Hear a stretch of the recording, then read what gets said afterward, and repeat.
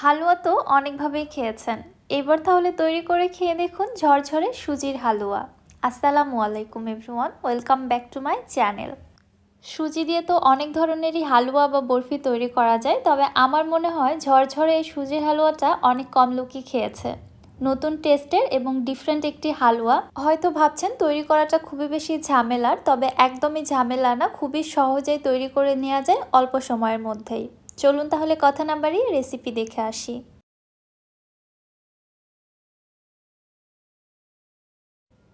বিসমিল্লাহ। ফার্স্টে চুলায় একটি প্যানের মধ্যে নিচ্ছি 1 কাপ সুজি। এবারে শুকনো খোলাতে সুজিটাকে আমি খুব ভালোভাবে ভেজে নিব। সুজির হালুয়াটাকে ঝুরঝুরে করার জন্য এই স্টেপটা মোস্ট ইম্পর্ট্যান্ট। চুলার হিট লোতে রেখে প্রায় 7 থেকে 8 মিনিট সুজিটাকে খুব ভালোভাবে ভেজে নিতে হবে। ভাজতে ভাজতে দেখবেন সুজির মধ্যে খুবই সুন্দর একটা রোস্টেড ফ্লেভার ছড়াচ্ছে। ওই মুহূর্তে সুজিটাকে আমি চুলা থেকে নামিয়ে এক সাইডে রেখে দিচ্ছি এবং ওই একই প্যানে আবারও দিয়ে দিচ্ছি 2 টেবিল চামচ ঘি। ঘিটাকে খুব ভালোভাবে মেল্ট করে নিচ্ছি। হালুয়া রান্না করতে তো ঘি ছাড়া চলেই না, তবে এই হালুয়াটা রান্না করতে খুবই অল্প পরিমাণে ঘি লাগে। এবারে ঘিয়ের মধ্যে দিয়ে দিচ্ছি 10 থেকে 12টি কাঠবাদাম এবং 10 থেকে 12টি কাজু বাদাম। ঘিয়ের মধ্যে বাদামগুলোকে খুব ভালোভাবে রোস্ট করে নিচ্ছি। চুলার হিট লোতে রাখতে হবে যেন পুড়ে না যায়। কিছুটা ভাজা হয়ে গেলে এর মধ্যে দিয়ে দিলাম 2 টেবিল চামচ কিশমিশ। কিশমিশ খুব দ্রুত ভাজা হয়, এজন্য এটা পরবর্তীতে ব্যবহার করতে হবে। কিশমিশটাও যখন খুব ভালোভাবে ভাজা হয়ে গিয়েছে তখন দেখবেন কিশমিশগুলো এরকম ফুলে গেছে। ওই মুহূর্তে আমি ঘি ঝরিয়ে সবগুলো ড্রাই ফ্রুটস উঠিয়ে নিচ্ছি।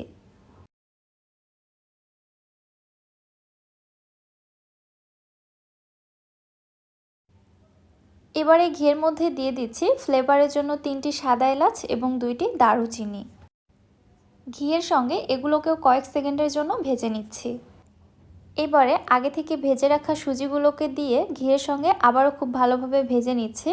এই পর্যায়ে 4 থেকে 5 মিনিট নেড়েচেড়ে খুব ভালোভাবে ভেজে নিতে হবে।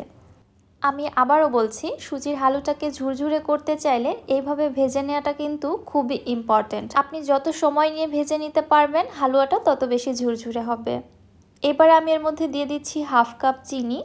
চিনিটা আপনারা আপনাদের টেস্ট বুঝে দিবেন কমিয়ে বাড়িয়ে, তবে আমার কাছে এই মিষ্টিটা একদম পারফেক্ট লেগেছে। চিনি দেওয়ার পরে আবারও সুজিটাকে 6 থেকে 7 মিনিটের জন্য ভালোভাবে ভেজে নিচ্ছি চুলার হিট মিডিয়াম টু লোয়ের মাঝামাঝি রেখে।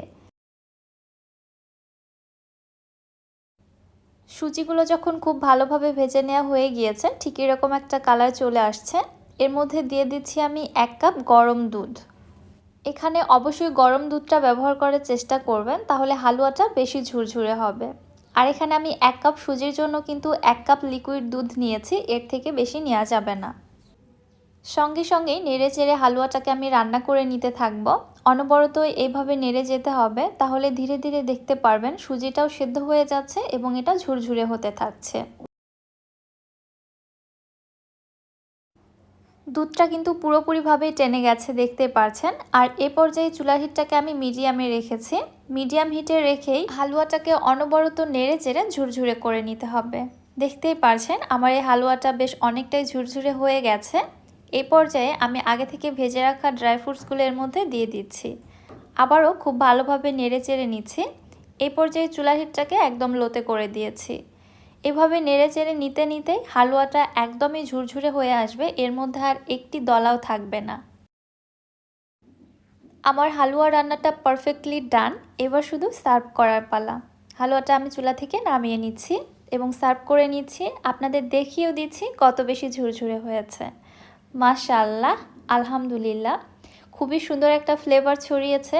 আর যারা নরম হালুয়া খেতে লাইক করেন না, তারা চাইলে এই হালুয়াটা ট্রাই করে দেখতে পারেন। ডিফারেন্ট একটি টেস্ট দিবে। আশা করছি আপনাদের কাছে খুবই ভালো লাগবে। হালুয়াটা কত বেশি ঝুরঝুরে হয়েছে জাস্ট দেখুন। হালুয়াটা যত বেশি ঠান্ডা হবে ততই কিন্তু ঝুরঝুরে হবে। আমি গরম থাকা অবস্থাতে আপনাদের সার্ভ করে দেখাচ্ছি। রেসিপিটি আপনাদের কাছে কেমন লাগলো অবশ্যই আমাকে কমেন্ট করে জানাবেন। রেসিপি ভালো লাগলে যারা আমার ইউটিউব চ্যানেল থেকে ভিডিওটি দেখছেন চ্যানেলটি সাবস্ক্রাইব করে দিবেন। আর যারা ফেসবুক পেজ থেকে দেখছেন পেজটিতে একটি লাইক অথবা ফলো দিয়ে দিবেন। সো আজকে আর বেশি কথা বাড়াচ্ছি না, আজকের মতো এখানেই বিদায় নিচ্ছি। সবাই ভালো থাকবেন, সুস্থ থাকবেন। আল্লাহ হাফেজ।